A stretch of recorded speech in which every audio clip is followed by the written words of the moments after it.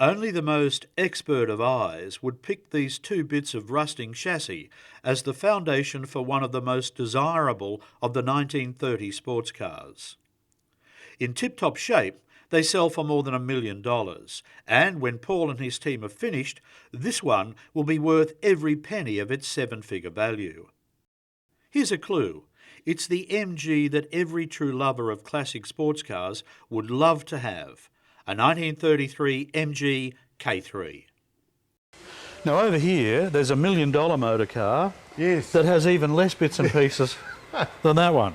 Tell us about this. What is it? This is a recreation of a K3 MG. This is the start. This is the start. This is its chassis. So this chassis has been reconditioned. We're actually in the process of fitting new suspension numb irons to the car, and then what will happen with this car, this will be painted. The body's currently away being painted, so we'll end up again with a giant Meccano set of all the reconditioned components, body, engine and chassis, and then we'll reassemble the car. Looking at the barest bones of this classic, it was hard to imagine that Paul's vision would ever become a reality.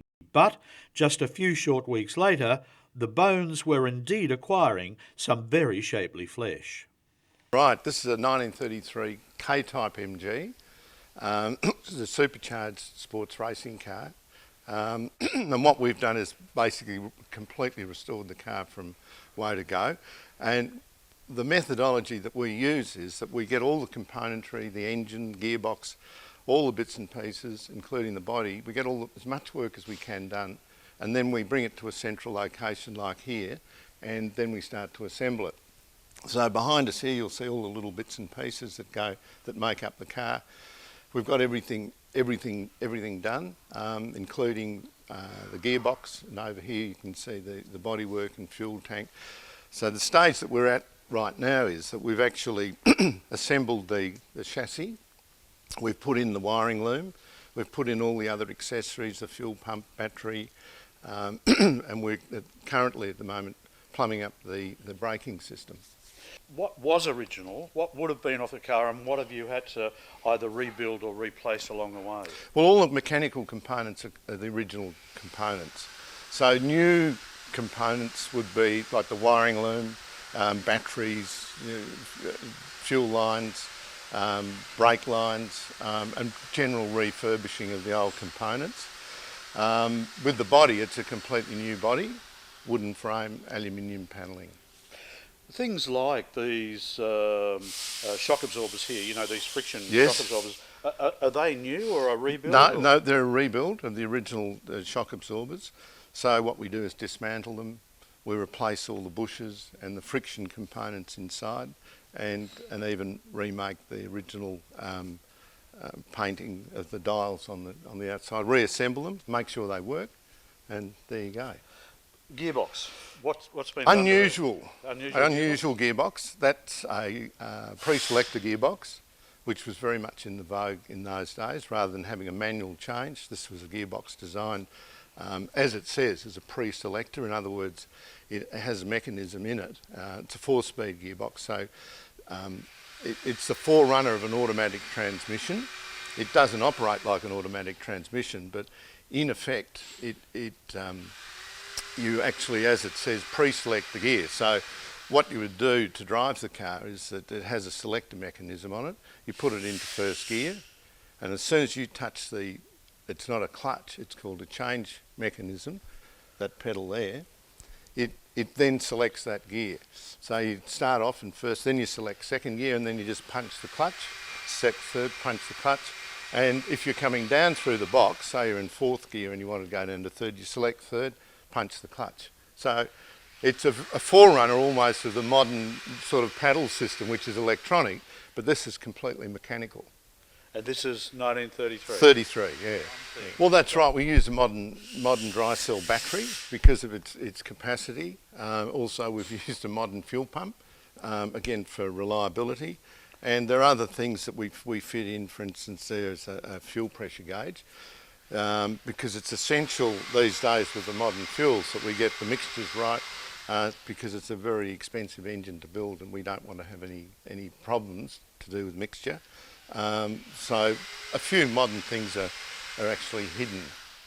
So really they don't take away from the pleasure of owning and driving a vintage car. That's right. They really just help to keep it healthy. They're reliability things, and also if they had them in that period they would have been fitted to these cars, there's no doubt about that. So it doesn't really change the character of the car at all, it just makes it more reliable and easier for the owners to maintain and adds the pleasure, no frustration to them. A lot of the components have passed their use-by date in a big way. For instance, crankshafts. A lot of the 9 times out of 10 the crankshafts when we crack test them are cracked, so you can't use them. So what we do is we make, in this case we're making a new crankshaft for the K-type MG. So that's been machined from a solid billet and in that process it allows us to use modern bearings and also we would put new connecting rods with modern bearings in them as well. So essentially then you get a bottom end that's bulletproof. This engine for the K-type is being built basically as a racing engine. So it's got all new components right through it, including a block and new valves, valve springs, oil pump gears, rods, crankshaft, bearings, flywheel, the whole lot. Idea. It's being built exactly the way it would have left the factory, and it'll be in the factory racing tune. You know, for its period, it'll be a good performance car. You know. Well, a 6-cylinder engine, 1100 cc's, overhead camshaft engine. And supercharged. Cross-flow head and supercharged. And they were supercharged at sort of around about 10 to 14 pounds of pressure, depending. And of course, in those days, they ran them on all sorts of fuel mixtures.